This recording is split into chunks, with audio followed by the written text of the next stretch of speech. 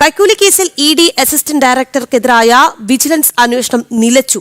കേസിൽ തുടർ ചോദ്യം ചെയ്യലുകൾ ഉണ്ടാകില്ല, വ്യക്തമായ തെളിവുകളില്ലാതെ ഇ.ഡി. ഉദ്യോഗസ്ഥനെ പ്രതിയാക്കിയതോടുകൂടി പ്രതിരോധത്തിലായ അന്വേഷണ സംഘ തലവനായിരുന്ന റേഞ്ച് എസ് പി എസ് ശശിധരനെ പോലീസ് അക്കാദമി അസിസ്റ്റന്റ് ഡയറക്ടറായി സ്ഥലം മാറ്റിയിരുന്നു. വിവരങ്ങളുമായി നിഷ ദിലീപ് ചേരുന്നുണ്ട്. നിഷ, വളരെ വലിയ രീതിയിലാണ് എന്തായാലും പോലീസിനെ അടക്കം ഇത് പ്രതിരോധത്തിലാക്കുന്നത്. അതുകൊണ്ട് തന്നെ ആയിരിക്കണമല്ലോ എസ് ശശിധരനെ ആദ്യം സ്ഥലം മാറ്റിയത്. ഇതിന് പിന്നാലെ ഇപ്പോൾ അന്വേഷണവും നിലയ്ക്കുന്നത്.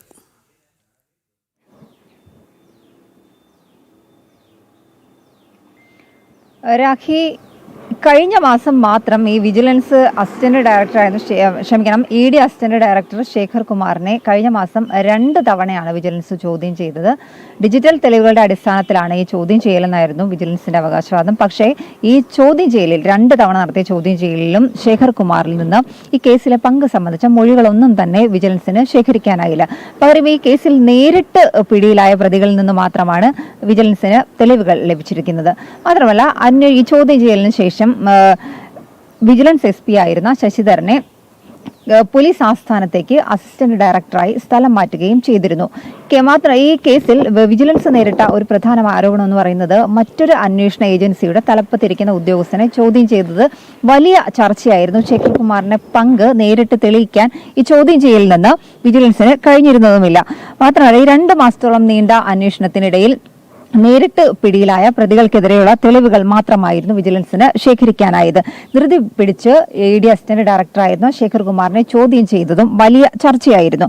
ഞാൻ നേരത്തെ പറഞ്ഞതുപോലെ തന്നെ മറ്റൊരു അന്വേഷണ ഏജൻസിയിലെ ഉദ്യോഗസ്ഥനെ സംശയത്തിന്റെ നിഴലിൽ നിർത്തിക്കൊണ്ടുള്ള ഒരു ചോദ്യം ചെയ്യൽ. എന്നാൽ അതിൽ നിന്ന് തെളിവുകളൊന്നും തന്നെ വിജിലൻസിന് കണ്ടെത്താനും കഴിഞ്ഞിരുന്നില്ല.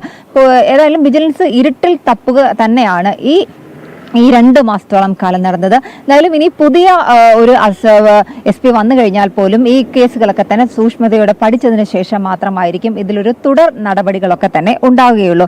കള്ളപ്പണ കേസിൽ ഇ ഡി അന്വേഷണം നേരിടുന്ന കശുവണ്ടി വ്യവസായിയിൽ നിന്നും ഈ കേസ് ഒതുക്കാൻ വേണ്ടി കൈക്കൂലി ആവശ്യപ്പെട്ടു എന്നതാണ് ശേഖർ കുമാറിനെതിരെയുള്ള കേസ്. എന്തായാലും കേസിന്റെ തുടർ നടപടികളെല്ലാം തന്നെ പുതിയ എസ് പി ചാർജ് എടുത്തതിന് ശേഷം ഇക്കാര്യങ്ങളെല്ലാം സൂക്ഷ്മതയോടുകൂടി പഠിച്ചതിന് ശേഷം മാത്രമായിരിക്കും ഉണ്ടാകുക.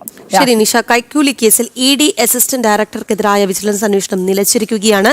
കേസിൽ തുടർ ചോദ്യം ചെയ്യൽ ഉണ്ടാകില്ല എന്നാണ് പുറത്തുവരുന്ന വിവരങ്ങൾ. വ്യക്തമായ തെളിവുകളില്ലാതെ കേസെടുക്കുന്നു, പിന്നീട് നടപടിയുമായി മുന്നോട്ട് പോകുന്നു. ഇപ്പോൾ പോലീസ് തന്നെ